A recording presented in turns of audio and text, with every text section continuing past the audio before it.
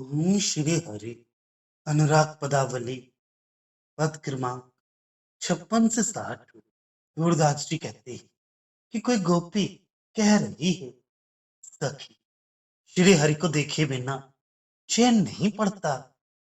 जिस दिन से वे दिखे हैं तब से किसी प्रकार चित्त उनसे हटता ही नहीं।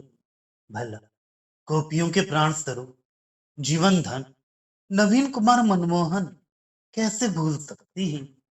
सखी उन गोपाल का प्रेम छोड़ता नहीं, अपने में निमग्न रखता है।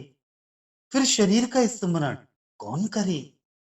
गोपी कहती है, मेरा मन हरि के चितवन देखने की भंगी में उलझ गया है। वे कमल घुमाते हुए मेरे द्वार से होकर निकले। मैं श्रृंगार कर रही थी, सो श्रृंगार मुझे भूल गया। उनके लाल लाल ओंठों पर दांतों की कांति शोभा दे रही थी। वे मेरी ओर मुड़कर मुस्कुरा उठे। वे मुस्कुराना मुझे ऐसा लगा मानो कमल में सिंदूर छिड़ककर मोतियों की पंक्ति लड़ी रखी हो। अब मैं तभी से इसी आनंद में रात दिन मग्न रहती हूँ। इसमें मेरी पराजय है या विजय, ये नहीं जानती। सूरदास जी कहते हैं कि जो जिस रूप में निमग्न गया है उसका वहां से चित्त भंग प्रेम पार्थक के कैसे हो सकता है। कोई गोपी कह रही है, सखी मैं तो श्याम सुंदर के साथ जाऊंगी। जो कुछ होने वाला है वह अभी हो ले। मैं यश अपयश किसी से नहीं डरूंगी। कोई रुष्ट होकर मेरा क्या कर लेगा। और यदि कोई मुझसे इस संबंध में कुछ कहेगा तो मैं उससे अपने प्राण दे दूंगी। शरीर त्याग कर भी व्रत का पालन करूंगी। भला श्री कृष्ण प्रेम का बीज फिर जीवन में कब बोऊंगी। थोड़ी देर रहने वाली नाशवान पृथ्वी क्या महत्व रखती है।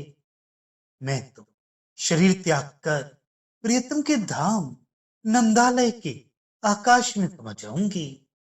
बावड़ी के स्वल्प जल में क्रीड़ा करने के समान ये व्रज संसार का सुख किस गणना में है।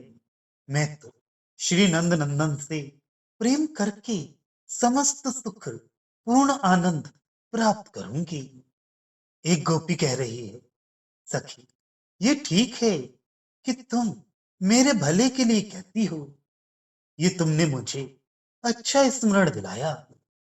शरीर का स्मरण भूलकर मैं बहुत भटकी।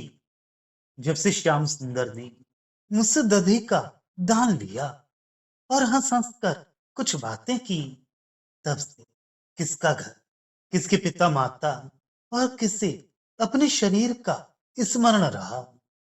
अब तुम्हारी बात कुछ समझ रही हूं कि मैं दही और मट्ठा लेकर बेचने आई हूं।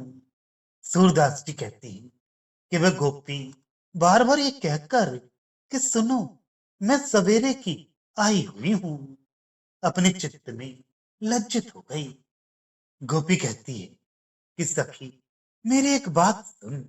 यदि तुझसे ये छिपा कर रखूं तो फिर कहूं किससे। तू मेरे मन की सारी बात जानती है। मैं कल गोरस लेकर अकेली जा रही थी कि कन्हैया ने अचानक आकर मेरी बांह पकड़ ली। उन्होंने खास से मेरा आंचल दृढ़ता से पकड़ा और एक हाथ से मेरी मटकी पकड़ी। तब मैंने खींच कर कहा, श्याम सुंदर छोड़ दो, मेरी मोतियों की लड़ी माला टूट जाएगी। श्याम सुंदर ने मुझे इस प्रकार मोहित कर लिया। अब तू मुझसे मेरी दशा क्या कहती है।